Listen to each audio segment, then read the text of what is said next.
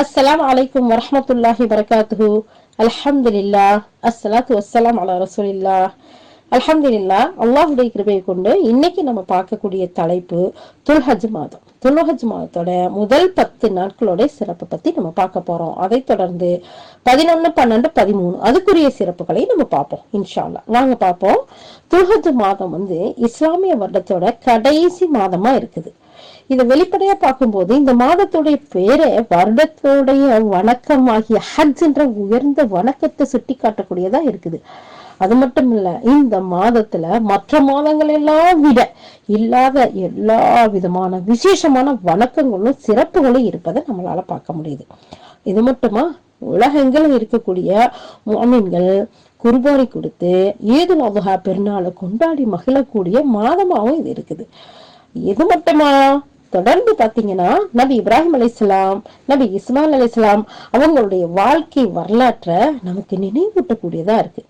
சுப்ஹானல்லாஹ், அல்லாஹ் சுப்ஹானஹு தஆலா இந்த விஷயத்தை பத்தி சொல்லி காட்டுறதுக்காக சூரா ஃபஜ்ர்ல 1 to 5 வசனங்கள்ல அல்லாஹ் தஆலா சொல்றான், வல் ஃபஜ்ர் அதிகாலை மீது சத்தியமாக, வலயாலின் ஆஷிர் 10 இரவுகள் மீது சத்தியமாக, வஷ்ஷஃபஇ வல் வத்ர் இரட்டையின் மீது சத்தியமாக, ஒற்றையின் மீது சத்தியமாக, வல்லைலி இதா யஸ்ர் செல்லுகின்ற இரவின் மீது சத்தியமாக, ஹல் ஃபீ ذلك قسم الذي ஹிஜ்ர் அறிவுடையோருக்கு இதில் போதுமான சத்தியம் இருக்கிறது அல்லவா அப்படின்னு சொல்லி அல்லாஹ் தஆலா அதிகாலை அப்படிங்கிறதுக்கு துல்ஹஜ் பிறை 10வது நாள்ல அதிகாலை நேரத்தை குறிக்கிறது அப்படின்னு பெரும்பாலான அறிஞர்கள் இதுக்கு கருத்து சொல்றாங்க.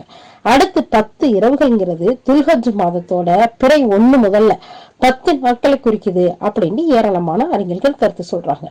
இந்த இரட்டை ஒற்றை அப்படிங்கிறதுக்கு பல்வேறு விளக்கங்களை அறிஞர்கள் சொன்னாலும் அல் வத்ர் அப்படின்னு சொல்லக்கூடியது அரஃபா நாளையும், அஷ்ஷஃபா என்பது நஹருடைய துல்ஹஜுடைய 10வது நாளையும் சொல்லி காட்டக்கூடியதா குறிக்கக்கூடியதா இருக்குது அப்படின்னு சொல்லிட்டு இப்னு அப்பாஸ் ரலியல்லாஹு சொல்லி காட்டுறாங்க அவங்களுடைய விளக்கத்துல. இது மாதிரி அல்லாஹ் தஆலா மகத்துவமிக்க நாட்கள் மீது சத்தியம் செய்துட்டு அல்லாஹ் சுப்ஹானஹு வ தஆலா சொல்றான், அறிவுடையோருக்கு இதுல போதுமான சான்று இருக்குது அப்படின்னு சொல்றான். இதை பத்தி சொல்லும் போது இப்னு அப்பாஸ் ரலியல்லாஹு சொல்றாங்க, ஒரு ஹதீஸ்ல துல்ஹஜ் மாதம் முதல் 10 நாட்களுடைய மாண்பு மகத்துவமும் நமக்கு எடுத்து கூறக்கூடியதா இருக்கு. இந்த ஹதீஸ் என்ன சொல்றாங்க அப்படின்னு சொல்லி பார்த்தோம்னு சொன்னா, இப்னு அப்பாஸ் ரலியல்லாஹு அறிவிக்கிறாங்க, இறைத்தூதர் ஸல்லல்லாஹு அலைஹி வஸல்லம் கூறினாங்க, இந்த துல்ஹஜ் 10 நாட்கள்ல செய்கிற நற்காரியங்கள் வேற நாட்கள்ல செய்கின்ற நற்காரியங்களை விடவும் அல்லாஹுக்கு மிகவும் விருப்பமானது, அல்லாஹுடைய பாதையில ஜிஹாது செய்வதையும் விடவுமா சிறந்தது என்று சஹாபாக்கள் கேட்கிறாங்க. அதுக்கு இறைத்தூதர் ஸல்லல்லாஹு அலைஹி வஸல்லம் என்ன சொல்றாங்க, தன்னையும் தனது செல்வத்தையும் எடுத்துக்கொண்டு அல்லாஹுடைய பாதையில ஜிஹாதுக்காக வெளியேறி அதிலிருந்து எதையும் திருப்பி கொண்டு வரவில்லையே, அப்படிப்பட்ட அவரை தவிர ஜிஹாதை விட இது சிறந்தது என்று பதில் சொல்றாங்க.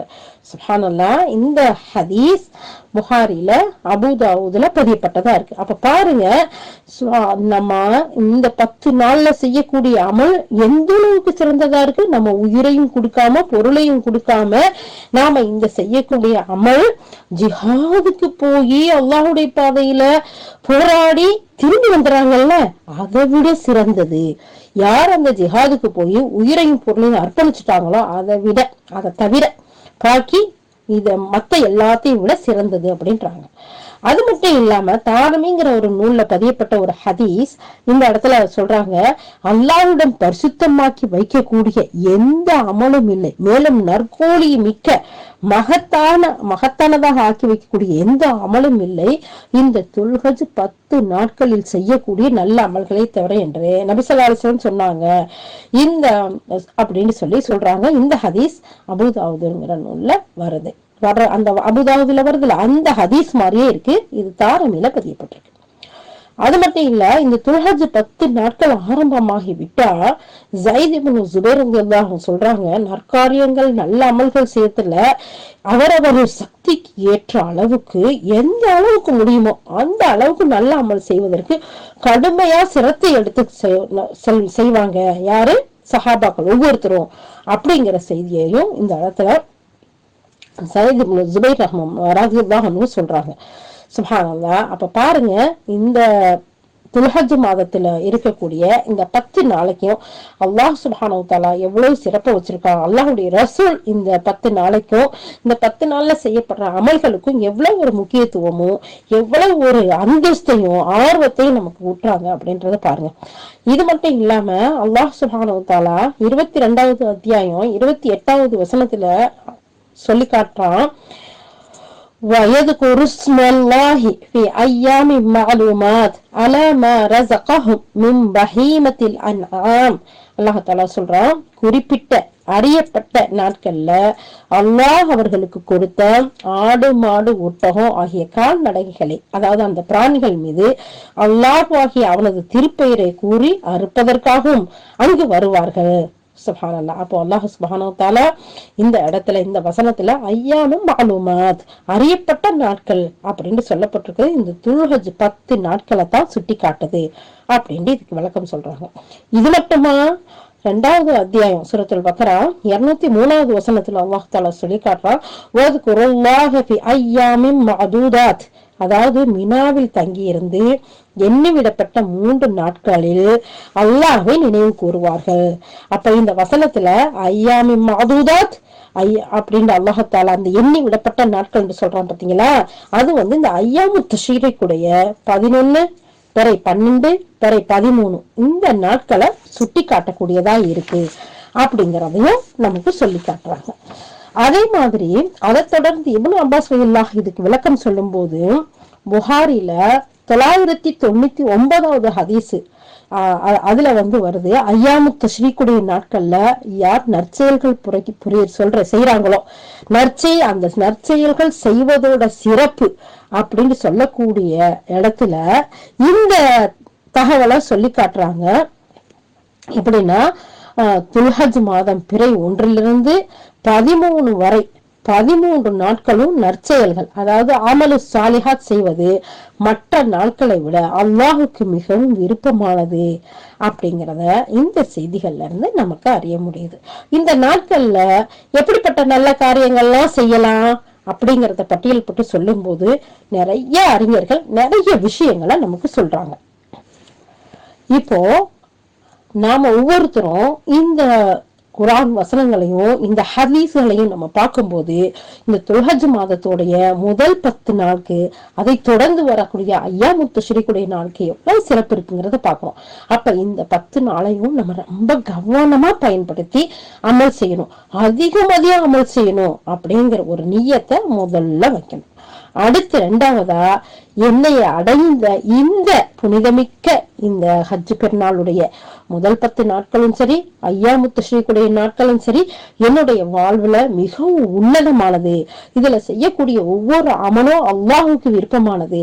அதனால இந்த 10 நாட்களையும் நான் அழகிய முறையில் செயல்படணும், நன்மையை நான் தயாரா நன்மை செய்யறதுக்கு நான் முயற்சி செய்யணும், அதுக்கு நான் என்னை தயார்படுத்தி கொள்ளணும் அப்படிங்கிற அடுத்த கட்ட செயலுக்கு போகணும். 3வதா ஜிஹாதை விட சிறந்த 10 நாட்களை வரவேற்க நம்ம ரெடியாகி அதற்கான அமல்களை ஒண்ணு கூட மிஸ் பண்ணாம முடியுமான வரைக்கும் மேக்சிமம் செய்யக்கூடியவர்களா இருக்கணும். நாம என்ன நம்ம நினைக்கணும், இந்த 10 நாட்களை நம்ம செய்யக்கூடிய ஒவ்வொரு அமலும், எந்த அமல் செய்தாலும் சரி, அது ஜிஹாதை விட சிறந்தது அல்லாஹ்வுடைய தூதர் சொல்லியிருக்காங்க. அப்போ ஜிஹாதுக்கு போய் உயிர் துறந்தவரை தவிர அதை விட சிறந்ததா இருக்கு.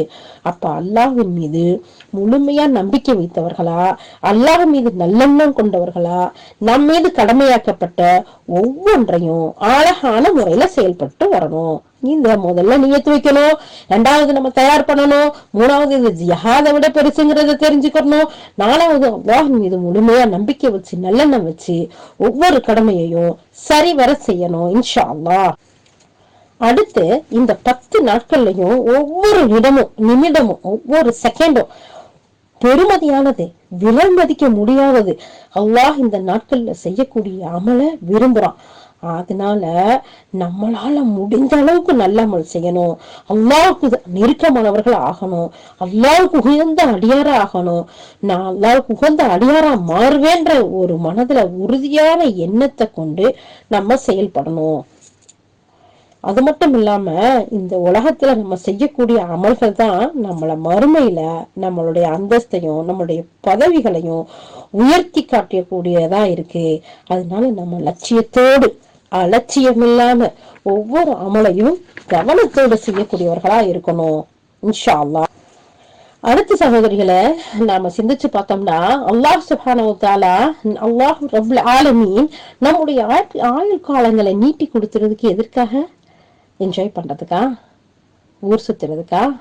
ஏதோ காலத நேரத்தையும் ஏதோ பொழுதுபோக்குக்கு கழிக்கிறதுக்கா? இல்ல. சுப்ஹானல்லாஹ். நம்ம அப்படி நினைச்சோம்னா நம்மளுடைய ஆயுள் காலங்கள்லாம் பனிக்கட்டி மாதிரி, ஐஸ் கட்டி மாதிரி கரைஞ்சு விண்ணுல ஓடி போயிரும்.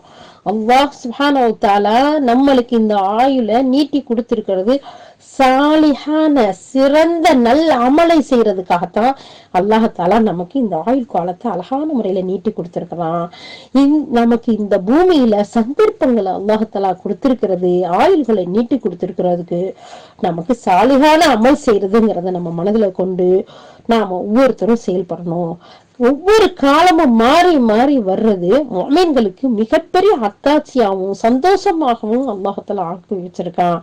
வாழ்க்கைங்கிற இந்த முதலீடு இருக்கே, இந்த முதலீட்டை வச்சுதான் நம்முடைய எதிர்காலம், நம்முடைய எதிர்கால பயணம் தீர்மானிக்கப்படும். சுப்ஹானல்லாஹ். இந்த முதலீட்டை யாரு பிரயோஜனப்படுத்திக்கிறாங்களோ, பயன்படுத்திக்கிறாங்களோ, அவங்க அதோடைய லாபத்தை பூர்த்தியா முழுமையா அடைந்து கொள்வாங்க. இந்த முதலீட்டை யாரு வீணாக்குறாங்களோ அதனுடைய நஷ்டத்தையும் நிச்சயமா சந்திப்பாங்க. இந்த வாழ்க்கையோட ஒவ்வொரு கட்டமும் நமக்கு மிக முக்கியமானதுங்கிறத நம்ம உணரணும். எப்படி அல்லாஹ் சுப்ஹானஹு வ தஆலா ரமலானுடைய ஒவ்வொரு மாதத்தையும் நமக்கு சிறப்பானதா ஆக்கி கொடுத்திருக்கிறான். அந்த காலத்தை நம்ம எவ்வளவு சிறப்பா அழகா நம்ம பயன்படுத்துறோம். அதே மாதிரி தான் அல்லாஹ் சுப்ஹானஹு வ தஆலா இந்த துல்ஹஜ்ஜாவுடைய முதல் 10 நாட்கையில நம்மளுடைய வாழ்க்கையில ஒவ்வொரு மனிதனுக்கும் கிடைக்கக்கூடிய மிகப்பெரிய சந்தோஷமா சந்தர்ப்பமா நமக்கு ஆக்கி கொடுத்திருக்கோம். இந்த சந்தர்ப்பத்தை இன்ஷா அல்லாஹ் அழகான முறையில நீங்களும் நானும் பயன்படுத்துவதற்கு அல்லாஹ்வுக்கு துஆ செஞ்சு, யா அல்லாஹ் எங்களுக்கு இப்படிப்பட்ட அமல் இந்த 10 நாட்கள்ல அழகிய அமல் செய்யறதுக்கு நீ தௌஃபீக் செய்ய யா அல்லாஹ் அப்படின்னு அல்லாஹ்விடத்தில் துஆ செய்வோம். அடுத்து ஒரு மனிதனுக்கு வாழ்க்கையில எத்தனையோ சந்தர்ப்பங்கள் இருக்கு. அவங்க பிறந்ததுல இருந்து பாத்தீங்கன்னா பாருங்க, தாய் தந்தையோட குழந்தை பருவம், விளையாடக்கூடிய பருவம், அதுக்கடுத்து படிக்கக்கூடிய பருவம், ஒவ்வொரு சந்தர்ப்பத்திலையும் அதை நம்ம பயன்படுத்திக்கிறோம் இல்லையா? படிக்கக்கூடிய சந்தர்ப்பத்துல படிக்கிறோம், சம்பாதிக்கக்கூடிய சந்தர்ப்பத்தை அழகா பயன்படுத்துறோம், அதுக்கடுத்து வாலிபத்தை அழகான முறையில என்ஜாய் பண்ணி பயன்படுத்துறோம் அந்த சந்தர்ப்பத்தை. அதுக்கடுத்து திருமண வாழ்க்கையில போறோம், திருமண வாழ்க்கையில ஒரு அழகான ஒரு நமக்கு திருமண பந்தத்தை நம்முடைய பெற்றோர்கள், உற்றார், உறவினர்கள் நமக்கு முடிச்சு கொடுத்து அந்த சந்தர்ப்பத்தை அழகான முறையில பயன்படுத்துறோம். அதுக்கடுத்து வேலை, அதுக்கடுத்து சொத்து சோகம், அதுக்கடுத்து உற்றார் உறவினர் பிள்ளைகளை பாக்குறதுல ஒவ்வொரு சந்தர்ப்பங்களையும் அழகா பயன்படுத்திக்கிறோம். இப்படி அழகா பயன்படுத்திக்கிறவங்க தான் லாபங்கள் அடைய முடியும், சந்தோஷங்கள் அடைய முடியும். அவங்கதான் புத்திசாலிகள், அவர்கள் தான் அறிவாளிகள், அவர்கள் தான் இன்டெலிஜென்ஸ். அந்த ஒவ்வொரு சந்தர்ப்பத்தையும் வீணாக்குனா அவங்கள புத்திசாலின்னு யாராச்சும் சொல்வோமா? யாராச்சும் அவங்களை பாராட்டுவோமா? அவங்களை இன்டெலிஜென்ட் சொல்லுவோமா? சொல்லவே மாட்டோம். அதனால நமக்கு அல்லாஹ்தாலா இந்த சந்தர்ப்பத்தை நமக்கு போனஸா கொடுத்திருக்கான், அழகான சந்தர்ப்பமா கொடுத்திருக்கான், அழகிய அமல் செய்யக்கூடிய சந்தர்ப்பத்தமா கொடுத்திருக்கான். அப்ப இந்த துல்ஹஜ்ஜாவுடைய 10 நாட்களையும் நம்முடைய வாழ்வில நமக்கு கிடைச்ச மிகப்பெரிய ஒரு அளவிட முடியாத, ஏன் நான் அதை சொல்றேன்னா, இந்த சந்தர்ப்பம் இப்ப போயிருச்சுன்னா அடுத்த வருஷம், இப்ப எனக்கு 20 வயசுல வச்சுக்கோங்க, எனக்கு இதே 20 வயசுல அடுத்து இந்த சந்தர்ப்பம் கிடைக்குமா? மிஸ் பண்ணிட்டா கிடைக்காது, 21தான் கிடைக்கும். இப்ப 40ல இருக்கிறவங்க 41 தான் கிடைக்கும். அப்ப நமக்கு இந்த சந்தர்ப்பத்துல அல்லாஹ்தாலா நமக்கு இந்த வாய்ப்புகளை கொடுக்கறானோ, இந்த அமல் செய்யக்கூடிய அழகான போனஸான நமக்கு விருப்பமான அழகான மாதத்தை நமக்கு கொடுத்து, அதுல அமல் செய்யக்கூடிய ஒரு பாக்கியத்தையும் கொடுத்து, நமக்கு ஆரோக்கியத்தையும் கொடுத்து, சுப்ஹானல்லாஹ் ஆர்வத்தையும் அல்லாஹ்தாலா கொடுத்திருக்கும் போது அது அழகான முறையில பயன்படுத்திக்கணும். ஆகவே அல்லாஹ் சுப்ஹானஹு வ தஆலா இந்த சூரா ஃபஜ்ர்ல சத்தியமிட்டு அல்லாஹ்தாலா சொல்றான் இந்த நாட்கள் எப்படிப்பட்டது அப்படிங்கிறத.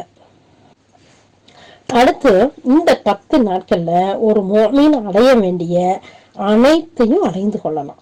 ஏன்னா இந்த 10 நாட்கள்ல தான் அனைத்து அமல்களும் இபாதத்துகளும் இருக்கு அப்படிங்கிறத அறிஞர்கள் நமக்கு அழகான முறையில சொல்லி காட்டுறாங்க.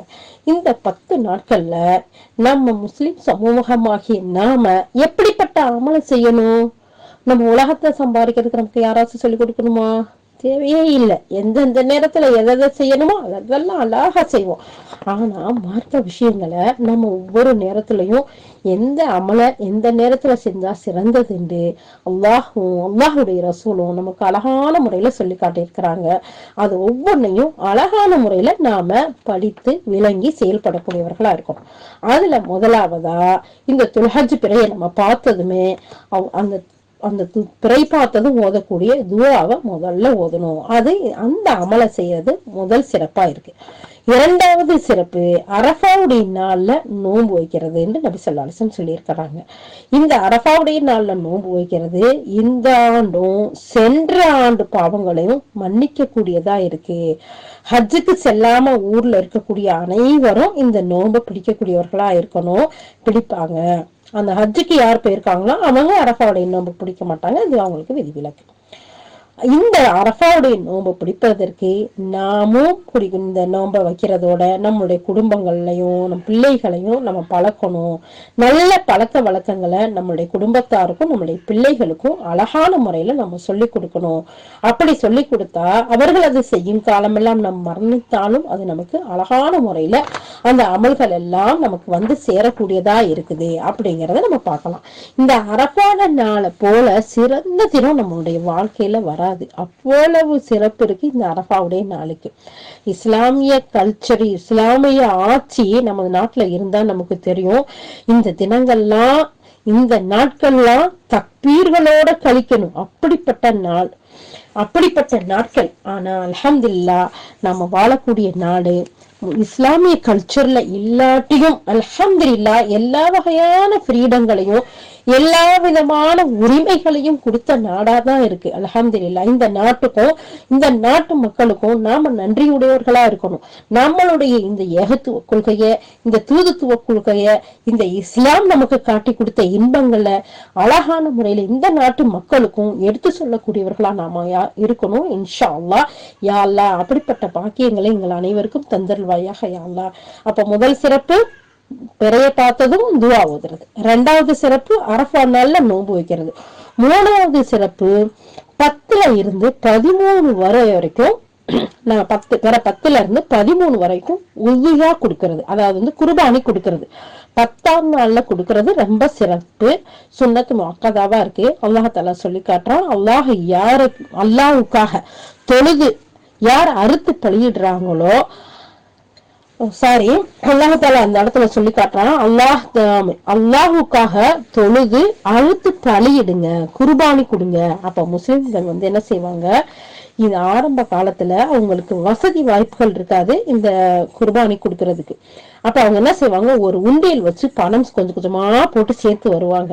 அந்த இப்போ பணம் இந்த ஹஜ் பெருநாள் முடிச்சதும் ஒரு உண்டியல் வச்சு பணம் சேர்த்து வந்தோம்னா தொடர்ந்து ஒரு வருஷம் முடிவுல அடுத்த ஹஜ் பெருநாள் வரையில அல்ஹம்துலில்லாஹ் அதை ஓபன் பண்ணி பாத்தீங்கன்னா இங்க நமக்கு ஆடு வாங்குறதுக்கோ மாடு வாங்குறதுக்கோ ஒட்டகம் வாங்குறதுக்கோ கஷ்டம் இருக்காது. சோ அப்ப அந்த மாதிரி சேர்த்து வந்தாங்க. அந்த அளவுக்கு வலியுறுத்தப்பட்ட ஒரு சுண்ணாவா இருக்கு.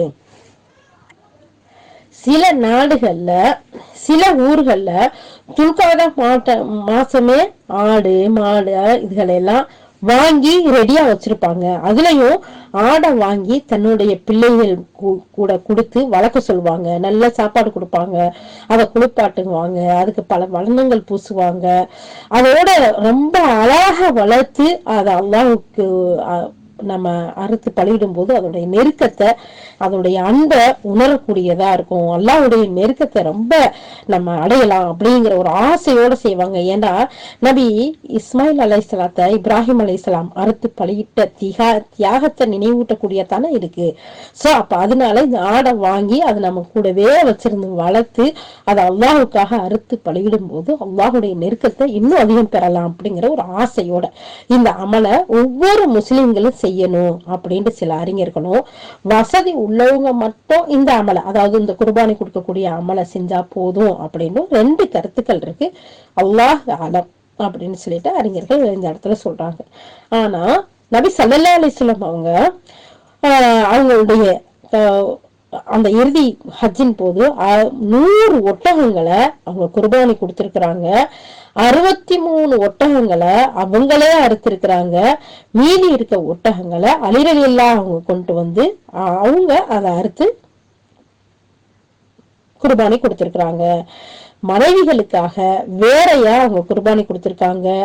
இது அல்லாஹுடைய கட்டளை. இவைகளை நாம அழகான முறையில நிறைவேற்றணும். அல்ஹம்துலில்லாஹ். மேலும் இந்த இடத்துல சொல்லப்படுது, இந்த நாட்கள்ல அல்லாஹ்வை திக்ரு செய்யுங்கள். எதை கொண்டு திக்ரு செய்யுங்கள்? குர்பானி கொடுப்பதை கொண்டு. அல்லாஹுக்கு குர்பானி கொடுத்து அல்லாஹுக்கு நெருக்கமாகுங்கள் அப்படின்னு நமக்கு சொல்றாங்க. அதுக்கடுத்து 4வது அமல். எப்படிப்பட்ட அமல சொல்றாங்க? பிறை கண்டதுல இருந்து, அதாவது பிறை 1ல இருந்து 13 வரைக்கும் தக்பீர் சொல்வது. அப்துல்லா பின் உமர் ரலியல்லாஹ், அபு ஹுரைரா ரலியல்லாஹ் இவங்க எல்லாம் என்ன செய்வாங்களாம், இந்த பிறை 1ல இருந்து 13 வரைக்கும் மார்க்கெட்டுக்கெல்லாம் போய் தக்பீர் சொல்வாங்களாம். அதுல விசேஷமா பிறை 9ல இருந்து தொழுகைக்கு பின்னாடி தக்பீர் சொல்லணும். பிறை 13 அசர் நேரம் வரைக்கும். எப்படி ரமலான் பிறைய பாருங்களேன், ரமலான பிறைய பார்த்ததும் நம்ம அந்த பிறைய பார்த்ததும் தக்பீர் சொல்லுவோம். அந்த மகரிப்ல, இஷாவுல, ஃபஜ்ர்ல. அதுக்கடுத்து பெருநாள் தொழுகை முடிஞ்சா தக்பீர் முடிஞ்சிரும். ஆனா இந்த ஈதுல் அல்ஹாவுக்கு அப்படி இல்லை. பிற 1ல இருந்து ஐயாமு தஷ்ரீக் 13 வரைக்கும் தக்பீர் சொல்லணும். இதனாலதான் அல்லாஹ்தாலா சொல்றான், குறிப்பிட்ட நாட்கள் இவை அப்படின்னு சொல்லி. அப்ப இந்த நாட்களை நம்ம பிரயோஜனப்படுத்திக்கணும். மோமின்கள் இந்த ஒவ்வொரு நாட்களையும் வீணுல கழிச்சிடாம பிரயோஜனப்படுத்திக்கிடுவாங்க. வீணெடுத்தா நமக்கு மிகப்பெரிய நஷ்டமா போயிடும். அந்த நஷ்டத்திலிருந்து அல்லாஹ் எங்களை பாதுகாத்தருள்வாயாக.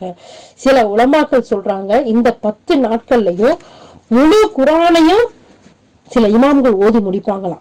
நபி ஸல்லல்லாஹு அலைஹி வஸல்லம் சொல்றாங்களாம், இந்த நாட்கள்ல செய்யக்கூடிய அமல்கள் மிகவும் பெருமதியானது. நம்ம முன்னாடி பார்த்தோம் இல்லையா, ஜிஹாதை விட பெருமதியானது, அதில் உயிர் தியாகம் செய்தவரை தவிர. சோ அப்ப 10, 11, 12, 13 இந்த நாட்கள்ல நோன்பு வைக்க கூடாது. நம்ம 1 to 8 வரைக்கும் நோன்பு வைக்கலாம். அது வலியுறுத்தப்பட்டதுக்கு சொன்னா இல்ல, மேலதிகமா யாருக்கு முடியுதோ அவங்க நோன்பு வைக்கலாம். ஆனா 9வது நாள் அரஃபா நாள் இருக்குல்ல, அன்னைக்கு நோன்பு வைக்கிறது வலியுறுத்தப்பட்ட சுன்னா. இந்த 10, 11, 12, 13 நாட்கள்ல உண்டு திண்டு குடிச்சு சந்தோஷமா இருக்கக்கூடிய நாள். அதனால அதுல நோன்பு வைக்கிறது தடை செய்யப்பட்டிருக்கு. இதுல 9ஆம் நாள் அரஃபாவுடைய நாள் இருக்கே, அது அங்கீகரிக்கப்படக்கூடிய நாளா இருக்கு. அதனால நம்ம ஒவ்வொருத்தரும் என்ன செய்யணும், குடும்பத்தோட உட்கார்ந்து ஒவ்வொருத்தரும் அழகான முறையில நம்மளுடைய தேவைகளை அல்லாஹ் இடத்துல கேட்கக்கூடியவர்களா இருக்கணும். அது மட்டும் இல்ல, அன்றைய தினம் நம்ம கேட்கணும், யா அல்லாஹ் ஹஜ் செய்ய தவறினவர்கள் யா அல்லாஹ் வரக்கூடிய வருஷமாக எங்களுக்கு ஹஜ் செய்யறதுக்கு நீ தௌஃபீக் செய்ய அல்லாஹ் அப்படின்னு சொல்லி கேட்கிறோம். ஹஜ்ரத் உஸ்மான் ரலியல்லாஹு இருக்காங்கல்ல, அவங்க ஹஜ்ஜுக்காக வரும்போதுதான் இஷா தொழுகைக்கு, அதாவது தொழுத பின்னாடி அந்த இரவு தொழுகை ஆரம்பித்து ஃபஜ்ர தான் அவங்க முடிப்பாங்களாம். அது முழு குர்ஆனையும் ஓதி முடிப்பாங்களாம். சுப்ஹானல்லாஹ். இது மாதிரி பெரியார்களுடைய நம்மளுடைய முன்னோர்களுடைய வாழ்க்கையில பாத்தீங்கன்னா எவ்வளவோ அமல் செய்த வழிகாட்டுதல் இருக்கு. இன்னும் நம்ம பார்த்தோம்னு சொன்னா, ஒவ்வொரு அறிஞர்களும் இந்த மாசத்துல முதல் 10 நாட்கள்ல செய்ய வேண்டிய அமல்களை பலவாரா சொல்லியிருக்காங்க. அதுல முதன்மையானது முதல்ல குர்பானி கொடுக்கிறது. குர்பானி கொடுக்கக்கூடியவர் தன்னுடைய உடல்ல இருக்கக்கூடிய முடியையோ ரோமங்களையோ நகங்களையோ வெட்டாமல் இருக்கணும். யார் குர்பானி கொடுக்க போறாங்களோ அவங்க பிறை 1ல இருந்து குர்பானி கொடுத்து முடிக்கிற வரைக்கும் நகங்களை முடிய அகற்றக்கூடாது. பிறை பொறிக்கிறதுக்கு முன்னாடியே இதெல்லாம் நம்ம கிளீன் பண்ணிக்கணும். உம்மு சலமா ரலியல்லாஹு அறிவிக்கிறாங்க, ஒருவரிடம் குர்பானி கொடுக்கத்தக்க பிராணி இருந்து துல்ஹஜ் பிற வந்துட்டா அவர் குர்பானி கொடுக்கும் வரை தனது முடிகளை நகங்கள் எதையும் எடுக்க கூடாதுன்னு நபி ஸல்லல்லாஹு அலைஹி வஸல்லம் சொல்றாங்க. சோ அப்ப முதன்மையான அமல் இந்த 10 நாளையும் குர்பானி கொடுக்கிறது. 2வது ஹஜ் செய்ய உம்ரா செய்ய வசதி இருந்தா இந்த நாட்கள்ல ஹஜ் உம்ரா செய்யறது. 3 நோன்பு நோக்கிறது. குறிப்பா 10 நாட்கள்னா 9 நாட்கள் நோன்பு வைக்கணும். இயலாதவர்கள் அரஃபா நாள்ல நோன்பு பிடிக்கலாம். 4வது தான தர்மங்கள் செய்யறது, 5வது குர்ஆன் ஓதுறது, 6வது குர்பானி, அந்த குர்பான் அதாவது அல்லாஹ் தஆலா சொல்றான் இல்லையா, நீங்க தொழுவுங்க அல்லாஹ்வுக்காக அறுத்து குர்பானி கொடுங்கன்னு, அந்த செய்யறது. 7வது மற்றவரை மன்னிக்கிறது. 8வது களப்பற்றதா, அதாவது தூய்மையான உள்ளத்தோட தௌபா செய்யறது. தௌபாண்டா என்ன? இப்ப இஸ்திஃபார்ங்கிறது பாவம் மன்னிப்பு தேடுறது. தௌபாண்டா நாம ஒரு பாவம் செஞ்சுக்கிட்டு இருக்கக்கூடியவங்களா இருந்தோம்னா அந்த பாவத்துல இருந்து விலகி வருந்தி இனிமேல், அதாவது ஒரு நெருப்புல தூக்கி போடுறதை நம்ம விரும்புவோமா? விரும்ப மாட்டோம் இல்லையா? அது மாதிரி அந்த தவறின் பக்கம் இனிமேல் போக மாட்டேன் அப்படின்னு சொல்லி அந்த தவறுல இருந்து திரும்பி அல்லாஹ்விடத்துல உள்ள தூய்மையோட தௌபா செய்யறது, அதான் தௌபா. 9வது அதிகமா தஹ்லீல்னு சொல்லக்கூடிய லா இலாஹ இல்லல்லாஹ்ங்கிற திக்ரையும், தக்பீர்னு சொல்லக்கூடிய அல்லாஹ் அக்பர்ங்கிற திக்ரையும், தஹ்மீது சொல்லக்கூடிய அல்ஹம்துலில்லாஹ்ங்கிற திக்ரையும், தஸ்பீஹ்னு சொல்லக்கூடிய சுப்ஹானல்லாஹ் அப்படிங்கிற திக்ரையும் ஓதிக்கிட்டே இருக்கிறது அதிகமா. 10வதா அதிகமா துவா கேட்கறது. இத ஒரு நிறைய அறிஞர்கள் சொல்லியிருக்காங்க லிஸ்ட் போட்டு. அது மாதிரி இன்னும் சில அறிஞர்கள் என்ன சொல்றாங்கன்னா, கடமையான தொழுகைகளை, பரலான தொழுகை இருக்குங்களா, அதை மிஸ் பண்ணாம ஒவ்வொரு தொழுகையும் ஜமாத்துல போய் தொழுகிறது இப்படின்னு சொல்றாங்க. காலை மாலை திக்ர செய்யறது, ஒழு செய்யும் போது, அதை முடிக்கும் போது துவா ஓதுறது, பாங்குக்கு பதில் சொல்றது, அதுக்கு இகாமத் சொன்னதும் அந்த பாங்குக்கும் இகாமத்துக்கும் இடையில துவா செய்யறது, தொழுகையை எதிர்பார்த்து காத்திருக்கிறது, உள்ளச்சத்தோட தொழுகிறது, முன்பின் சின்னத்துக்களை பேணி தொழுகிறது, முன்சப்ல போய் நிக்கிறது, இப்படி நிறைய அமல்களை ஒவ்வொரு அறிஞர்களும் ஒவ்வொரு மாதிரி சொல்றாங்க.